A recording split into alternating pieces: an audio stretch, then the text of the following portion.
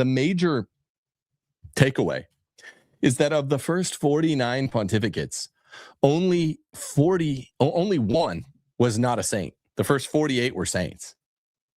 So 48 out of 49 of the first popes were all saints. Almost all of the first 32 were martyrs. And since those first 49, from 50 to 170, large swaths of pontiffs have been not sainted. And I would say this, particularly in the period from 800 to, I'd say 700 to about 1100, 1050, let's say, 1054. The ones that aren't saints tended to be, largely speaking, bad men.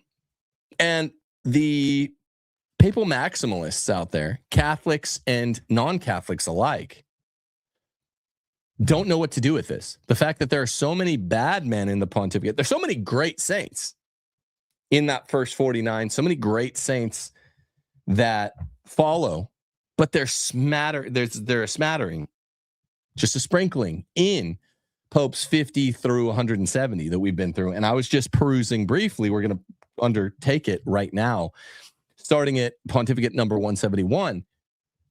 We don't get another saint pope for at least 10 pontificates or so. So you keep seeing spans of serious amounts of time without saint popes.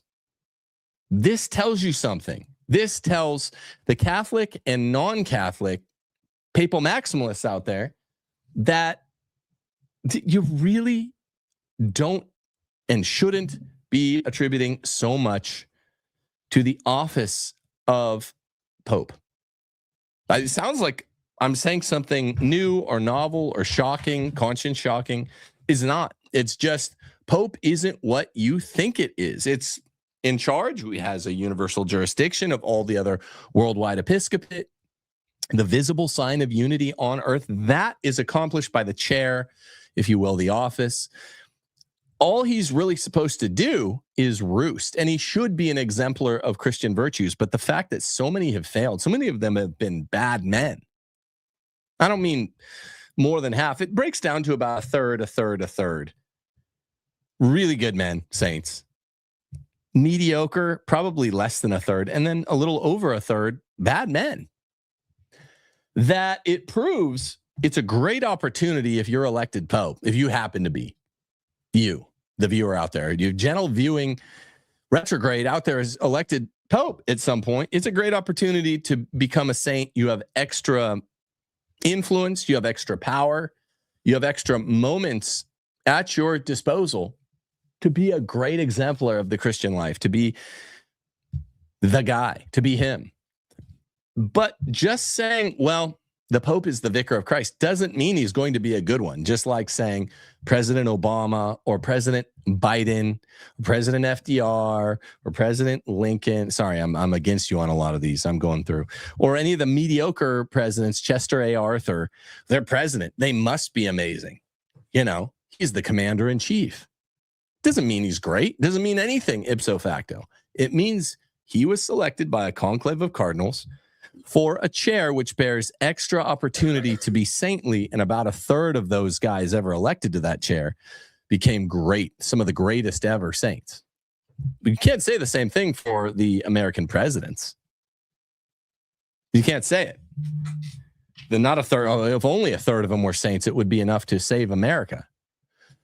So it's amazing that even a third of them or so are saints. 48 out of 49 first ones. But you have that span of time around 1000 AD called the Saeculum Obscurum. We have a period of 70 years of not just non-saint popes, but villains, wicked villains. You all, and what we're going to see around Pope 200, around number 200, is a span of popes in the 1300s during the Avignon papacy for another 77-year period or something, where people didn't even, most Christians didn't even know who the real pope was. They identified some Frenchman for a series of pontificates, fake pontificates, anti-popes. In Avignon, France, is the pope, whereas only a small portion of Christianity knew that the pope was the guy sitting in Rome, the guys lineally sitting in Rome. It just destroys, to even know this history, destroys papal maximalism. And that's the main takeaway here. That's the main takeaway. It really, I'm sorry, it really, really is.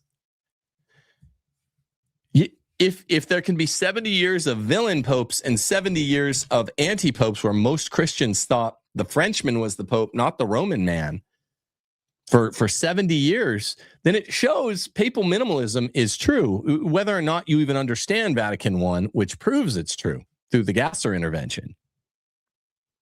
So bear that in mind as we start up. Before we go to Pope number 1